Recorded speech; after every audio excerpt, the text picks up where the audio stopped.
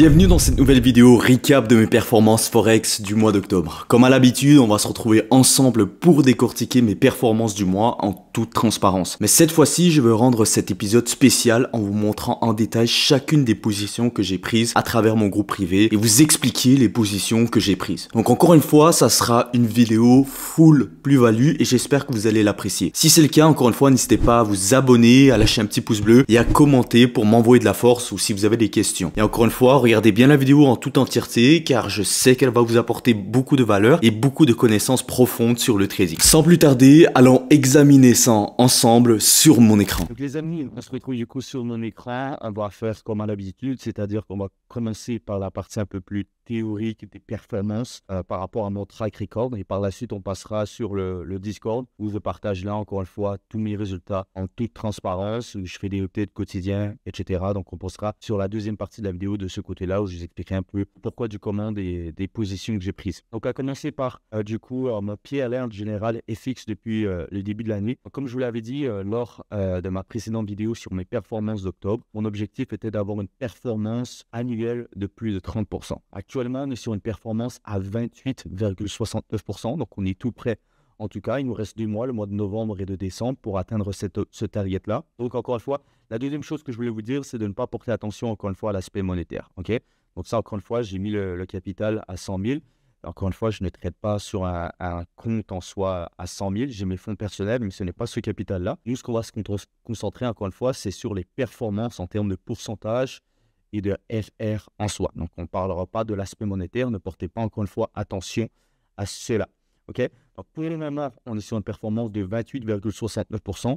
Je suis très satisfait pour le moment de mes performances-là et j'ai fait un énorme progrès pour le moment sur mes performances.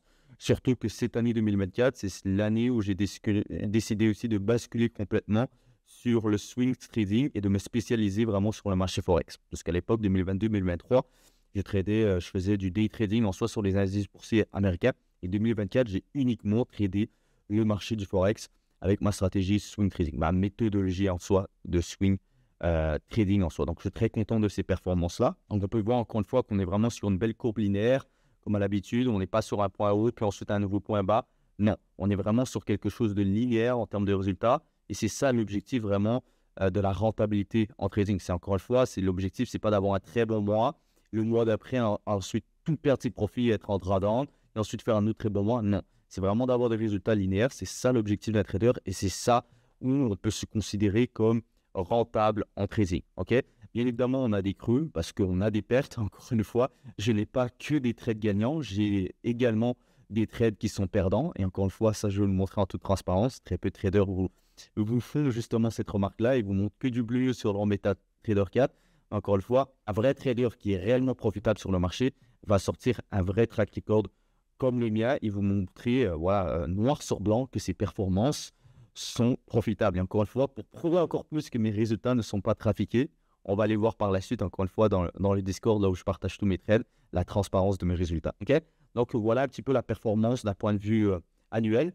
On va regarder maintenant ensemble, du coup, les performances d'un point de vue mensuel, donc le mois d'octobre, tout simplement. Donc, pour le mois d'octobre, on a pris un total de 5 trades. Je ne sais pas pourquoi, en fait, sur mon track record, il y a toujours la première case, c'est 0 et ça le rajoute comme un trade, mais en soi, j'ai pris 5 trades. Sur ces 5 trades-là, pardon, j'ai pris une seule perte, un break-even et 3 trades gagnants en soi. Et vous allez voir que la fin du mois d'octobre, a carry totalement mes performances et c'était des très belles positions en short, simplement sur le kiwi et sur l'euro et des positions du coup d'achat sur le dollar américain. Encore une fois, on en parlera un peu plus tard dans cette vidéo. Donc, restez bien jusqu'à la fin parce que là, les informations vont être pas mal du tout, ils vont vous apporter pas mal de plus-value. Okay? Donc, on a pris 5 trades, une perte, un break-even et 3 wins en soi. Donc, le hit rate n'est pas ça du tout. On est plus sur un hit rate dans les, je dirais, donc 3 trades dans les 60% environ ce mois-ci, ce qui est en soi une très belle performance. Même plus, on a 80% de win rate, non, 60% puisqu'on a une perte et un break-even. Désolé les amis, il est un peu tard quand je fais cette vidéo-là. Donc voilà un petit peu, prenez pas en compte encore une fois l'aspect monétaire, pardon, c'est pas du tout le plus important. Juste enlever ma grosse tête de là. Donc on peut voir que le premier trade d'octobre que j'ai pris, en fait, c'était une perte. et c'était une perte sur 4 francs suisses. Je vais vous expliquer pourquoi. Ensuite, on a enchaîné avec un léger gain sur Euro Pound en short. On a enchaîné par la suite sur un break-even. Je pense que c'était sur Euro CHF. Et ensuite, on a pris un très joli short sur Euro USD, un short aussi sur Kiwi USD que j'ai clôturé du coup le 31 octobre pour clôturer ce mois-là en profit. Donc, on est sur un très beau mois d'octobre, donc retourne RR de 5% sur ce mois-là, ce que je trouve une très belle performance en termes de risque-reward de pourcentage. Ça fait partie de l'un de mes meilleurs mois, même si ce n'est pas mon meilleur mois en soi, mais c'est un très bon mois le mois d'octobre, donc je suis très satisfait de cette performance-là. Donc, si on regarde maintenant mes performances sur l'année complète, donc on est actuellement sur 38 trades depuis le début de l'année. Okay, on peut voir qu'en rouge, encore une fois, ce sont mes trades perdants et en vert, ce sont mes trades gagnants. Et si on regarde mes performances d'un point de vue mensuel, on peut voir que voilà, octobre en soi a été un très bon mois, donc 5% pour le mois d'octobre. Donc, très satisfait de cette performance-là. On a fait un très bon mois de septembre aussi. Un très bon mois, ça tout dépend un peu du trader que vous êtes. Mais pour moi, 3,90, c'est une belle performance en soi. Ce n'est pas une performance exceptionnelle, c'est une performance qui est bonne. 5%, on est sur une bonne performance aussi pour le mois d'octobre. Juillet et août ont été un peu plus compliqués, tout simplement parce que j'étais en vacances et je n'étais pas focus à 100% comme je le suis actuellement. Le mois de juin a été très très bon, ça a été mon meilleur mois, 16,25. Et voilà, le début de l'année a été un peu plus calme. Donc, en soi, le mois d'octobre, c'est mon deuxième mois, si l'on regarde maintenant, mon deuxième meilleur mois de l'année. Donc, content de cette performance encore une fois. Et on espère continuer, en tout cas, sur une belle lancée pour le mois de novembre, encore une fois.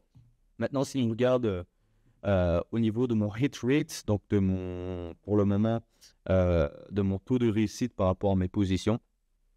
Donc, on est actuellement sur 17 trades gagnants, 13 perdants et 8 trades du coup à break-even. Donc, on est sur un 56,67% en termes de taux de réussite avec la stratégie swing trading, ce que je trouve très potable en soi parce que tous les trades que je prends, il doit avoir au minimum un ratio de 1 pour 3. Donc, je pourrais avoir un taux de réussite qui est plus élevé en soi si j'optais pour des trades avec un risque et reward plus faible que 1 pour 3, donc 1 pour 2. Je pense qu'on serait capable d'aller chercher, pourquoi pas, les 60-70% sur la stratégie. Mais encore une fois, je trade uniquement des opportunités avec lesquelles j'ai un risque et reward de 1 pour 3. Donc, si je risque, par exemple, 100 € par position, il faut au minimum que je sois capable de gagner 300 € sur la position. Si ce n'est pas le cas, je n'exécute pas, encore une fois, l'opportunité, même si j'ai toutes mes confirmations, mes confluences nécessaires. Si on regarde maintenant mes statistiques au niveau de la trimestrielle, tout simplement, donc sur le Q1, on est sur une performance de 5,45%, Q2 12,23%, donc un très beau Q2, le Q3 6,01 qui a été en soi mon deuxième trimestre le moins bon. Le premier a été le Q1. Je me rappelle encore une fois en janvier, j'ai pris qu'une seule position et j'étais encore une fois en vacances en Martinique, donc pas trop connecté devant les écrans. Et le Q4 pour le moment s'annonce très bon. Je ne vais pas parler trop tôt, bien évidemment, parce que le trimestre n'est pas encore clôturé. Mais on est sur un beau Q4 à 8,90% pour le moment, ce qui est très propre selon moi. Donc, très satisfait encore une fois de mes performances pour le moment Forex, basé encore une fois sur ma méthodologie swing trading. Donc, je suis très content par rapport à ces performances-là. On va continuer encore une fois pour le mois de novembre. Je sais que le mois de décembre, pour moi, est un mois un peu plus compliqué dans mon historique. Donc, on verra ce que ça va donner. Encore une fois, c'est un mois qui est un peu compliqué aussi parce qu'on arrive vers la fin de l'année. On a plusieurs décisions aussi de banque centrale. On a le temps des fêtes qui arrive, etc. Donc, un peu moins de volatilité. Donc, on va voir ce que ça va donner encore une fois pour le mois de décembre. De toute façon, vous aurez encore, bien évidemment, la vidéo recap du mois de décembre. Et avant décembre, on a le mois de novembre. Donc, on va encore une fois bien focusé pour le mois de novembre. On va repartir sur de bonnes bases. Et puis, voilà, en termes de mes performances, donc encore une fois, très satisfait. Ce que je vous propose maintenant, c'est d'aller dans le Discord pour aller regarder un petit peu les positions que j'ai prises. Donc voilà, là, on se retrouve du coup dans mon groupe Discord privé. Donc encore une fois, le Swing Trading Club, c'est un groupe que j'ai décidé de créer, encore une fois, pour partager ma transparence de mes résultats. C'est-à-dire que c'est un groupe où je fais des updates par rapport à toutes les positions que je prends. En fait, je les partage de ce groupe-là. Et comme vous pouvez le voir, j'explique chacun des trades que je prends en vous expliquant encore une fois pourquoi une certaine opportunité m'intéresse. Donc, d'un point de vue technique et encore une fois d'un point de vue fondamental. Donc, on a aussi une partie fondamentale où je décortique un petit peu toutes les annonces économiques importantes du marché et l'impact qu'elles ont du coup sur les marchés. Parce qu'encore une fois, si vous tradez le marché Forex, en fait, les annonces économiques, les conflits géopolitiques, peu importe, ça apporte beaucoup de volatilité sur le marché. Donc, être capable de les interpréter et d'en tirer bénéfice, ça va vous apporter beaucoup. Et du coup, vous allez vraiment trouver les meilleures opportunités sur le marché. Une fois que vous arrivez encore une fois à combiner l'aspect fondamental et à trouver justement un point d'entrée avec l'analyse technique, c'est là que vous allez vraiment atteindre la rentabilité en trading. C'est pour ça que j'ai décidé du coup d'ouvrir ce groupe-là du Swing Trading Club pour offrir justement le meilleur service possible et vous offrir justement cette possibilité de comprendre un peu les annonces économiques ou peu importe encore une fois des conflits géopolitiques et de savoir les interpréter pour en tirer bénéfice par la suite sur le marché. Encore une fois, on est peu nombreux encore une fois dans le Swing Trading Club, mais si jamais ça vous intéresse, vous aurez le lien en description de la vidéo. Encore une fois, on est peu nombreux, mais en tout cas, on est un vrai groupe très soudé où on partage encore une fois, comme vous pouvez le voir, par exemple Ludo, Kioski ce matin, Victor, etc., où on partage aussi nos analyses et vous pouvez partager vos analyses pour que j'ai un retour sur ce que vous faites et je pense que ça peut vraiment vous aider, en tout cas, à aller chercher des meilleures performances trading. Enfin bref, on va revenir où on était, donc sur la partie analyse technique. Donc encore une fois, là, vous pouvez le voir, on est le 30-09, fin septembre. Et la première opportunité que j'avais prise justement, qui était perdante, c'était sur 4 francs suisses. Donc on peut le voir ici, c'est le 2 octobre où j'ai commencé à m'intéresser un petit peu à cette position-là. Donc c'était une opportunité, qui m'intéressait déjà depuis fin septembre, mais que j'ai été exécutée du coup le 2 octobre. Donc pourquoi cette opportunité-là était intéressante pour moi? Puisqu'on était encore une fois sur une tendance à la baisse sur 4 francs suisses. Et comme vous pouvez le voir ici sur cette image, j'avais expliqué qu'on avait justement créé un nouveau point bas par rapport au dernier point bas juste ici. Donc on avait créé un nouveau point bas. Et du coup, mon objectif, c'était d'attendre la recorrection sur un niveau clé des 0,628 pour continuer à la baisse. Donc on était encore une fois dans un range. En soi, on avait retesté et rejeté encore une fois la zone des 0,63. Mon objectif, c'était d'aller chercher les 0,615 qui était une zone de support weekly, donc une zone très importante en soi. Donc là, l'erreur que j'ai faite en prenant du recul, justement, encore une fois, juste avant, on avait une majorité de traders retail, encore une fois, qui étaient positionnés à l'achat, alors qu'on voyait vraiment une claire tendance à la baisse. Donc ça, on était bon au niveau du sentiment retail. Et on voyait vraiment cette pression vendeuse-là. Donc là, on est sur le daily, comme on peut le voir ici. Où il y a vraiment une pression vendeuse du coup sur la paire. Et après chaque pression, comme on peut le voir, il y a toujours une recorrection qui est faite. Généralement, j'aime bien être déclenché sur les niveaux Fibonacci, donc soit le 0,5, soit le 0,618. Là, sur cette opportunité 4 francs suisses, on va voir par la suite que la recorrection en soit a été plus profonde. Donc on voit que le CAD continue de monter. Et l'erreur que j'ai faite justement, et je l'ai expliqué, c'est que on était dans un début de conflit géopolitique par rapport à Iran, Israël, etc. Et on avait vu justement une explosion du prix du pétrole. Donc, comme vous savez, le dollar canadien est très corrélé au prix du pétrole. Donc, j'ai expliqué tout simplement à ce moment-là que le pétrole était sur une tendance haussière et du coup que le dollar canadien suivait. Donc, c'était pas forcément super bon. Mais derrière, lorsqu'il y a un conflit, etc., géopolitique, le franc suisse est généralement une devise aussi qui performe bien. Donc, on était vraiment dans un moment d'hésitation, le pétrole qui monte, donc le dollar canadien aussi, mais derrière le franc suisse qui était du coup aussi une valeur, une devise de refuge. Du coup, ça compensait un petit peu, mais il n'y avait pas beaucoup de volatilité. Je me rappelle, je pense que j'étais rentré dans cette position-là un mardi et jusqu'à vendredi, en fait, où là, j'ai fait aussi une erreur au niveau de ma gestion de trade. Vous allez voir par la suite, en fait, c'était le NFP. Donc, le NFP, et comme vous le savez, le NFP était sorti plus fort que prévu lors de cette journée-là. Et encore une fois, le dollar canadien est également corrélé au dollar américain. Donc, si on voit que le dollar américain performe bien, généralement, le dollar canadien va suivre aussi. Le FP était sorti du coup plus fort que prévu. Et j'avais mal géré mon trail stop, c'est-à-dire que j'ai laissé mon stop au même niveau initial, alors que je savais qu'il y avait plus de probabilité en soi que ça soit positif pour le dollar. J'aurais dû vraiment plus le trader plus agressivement. Donc, je pense que on va descendre un petit peu le 0,7 du 10, voilà. Donc, on peut voir justement sur cette position-là que ça ici, donc le spike haussier, a été créé par le NFP simplement de vendredi concernant le dollar américain. Donc, comme expliqué, le NFP était sorti plus fort que prévu. Donc, voilà, le dollar en soi canadien a pu en bénéficier aussi et je me suis fait sortir à ce moment-là. C'est un peu frustrant parce que j'aurais dû largement sortir bien avant ou trader mon stop bien avant de façon plus agressive, histoire de perdre beaucoup moins de profit et d'éviter de perdre un risque complet sur cette position-là. Donc, je me rappelle, avant la sortie de cette annonce-là, le prix était vraiment, comme vous pouvez le voir ici, dans les alentours de break-even. Donc, j'aurais dû vraiment créer mon stop loss juste ici, au-dessus de cette petite zone de résistance. Comme ça, je me ferais sortir directement si l'annonce était négative et j'aurais pu éviter ce risque complet-là de perte. Donc, voilà.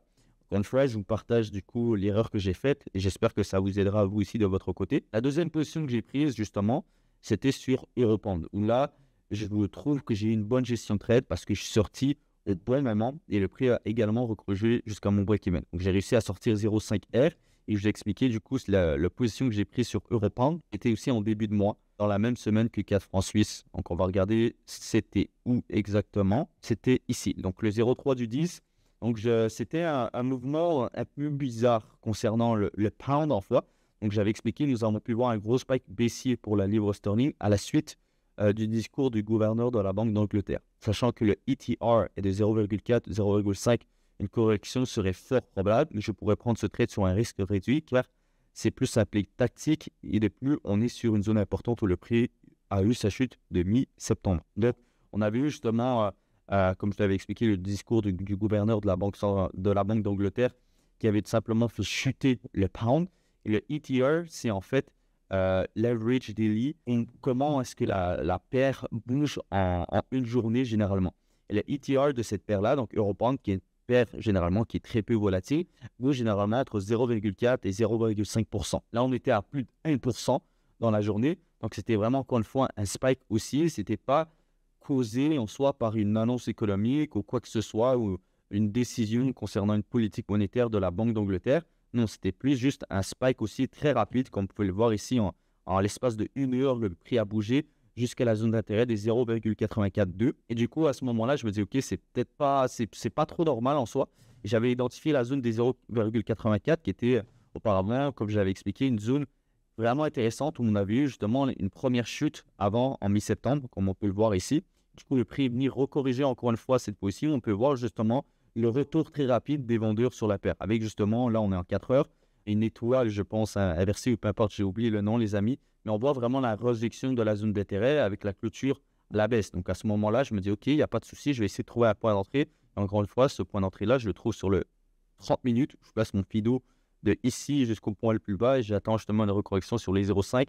Et du coup, je place mon stop loss quand même assez large au-dessus du dernier spike ici de la rejection de la zone des 0,843. À la suite, donc, on va regarder ce qui s'est passé sur Europound. Donc, le prix a bougé assez rapidement. Je me rappelle, la position, je l'ai prise genre jeudi ou vendredi. Du coup, boum, le prix, comme vous voyez, il part bien à la baisse.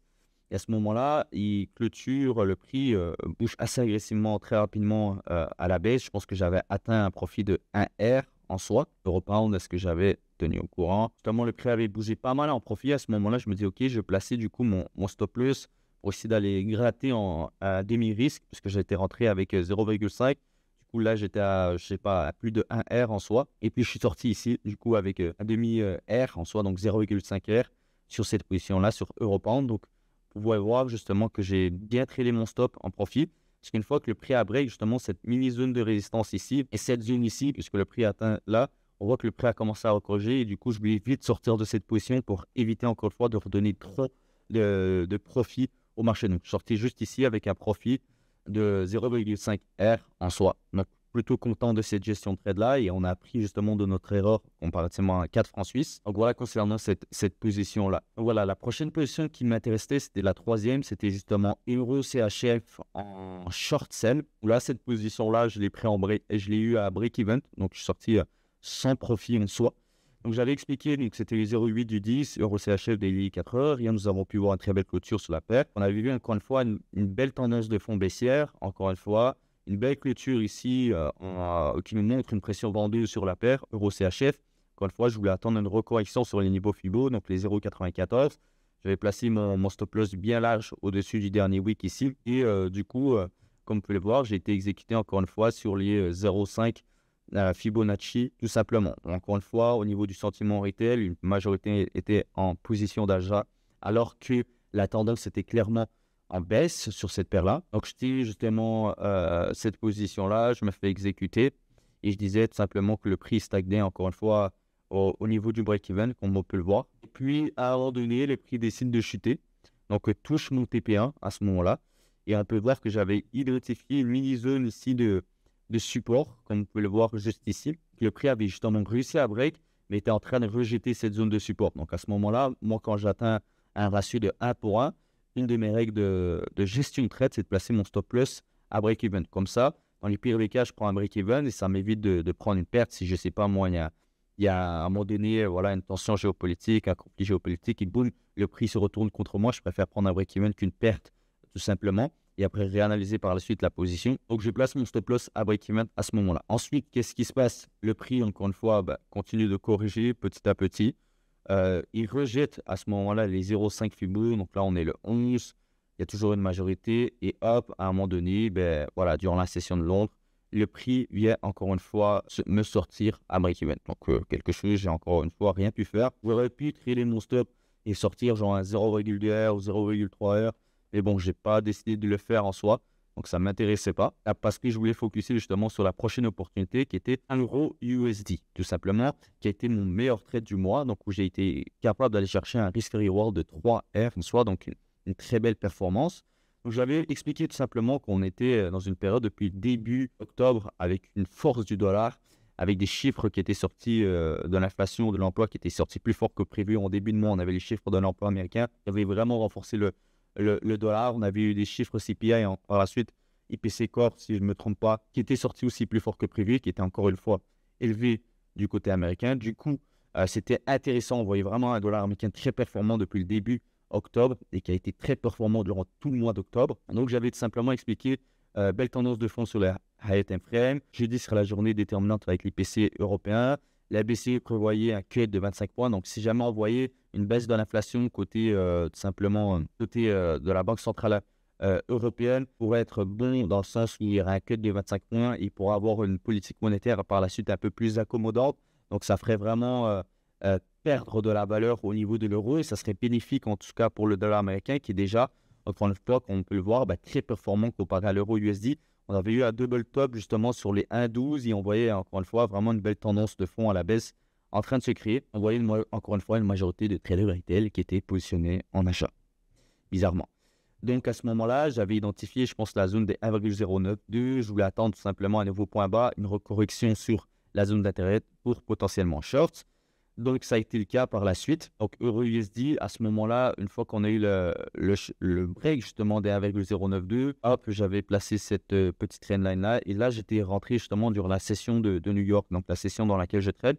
Très rarement, je prends des positions comme ça de market sell execution. Donc, je suis rentré directement sur le marché sur ce chandelier-là, 1 heure. Donc, je ne sais pas si on va être capable de le voir. Celui-là, ici, le chandelier rouge. Donc, j'étais positionné en vente à ce moment-là, avec un stop loss au-dessus, encore une fois, de la zone d'intérêt. Vous voyez que le prix a continué de descendre, parce qu'encore une fois, sans surprise, une inflation en baisse. Donc, l'inflation était sortie en baisse du côté européen. Et comme attendu, la BCE qui quitte de 25 points, ce qui a continué d'atténuer la chute sur la paire. Donc, maintenant, j'avais placé mon stop loss, du coup, à break-even, et j'avais justement, j'attendais à ce moment-là, après cette grosse chute-là. Je sais qu'après chaque impulsion, il y a toujours une recorrection qui allait être faite. Donc j'attendais un petit peu la recorrection, l'attente de la recorrection sur un certain niveau. Là, j'avais pas vraiment de niveau très précis sur les time frame. On était vraiment au beau milieu de nulle part. J'avais juste cette petite zone ici en H1 qui faisait petit office de support.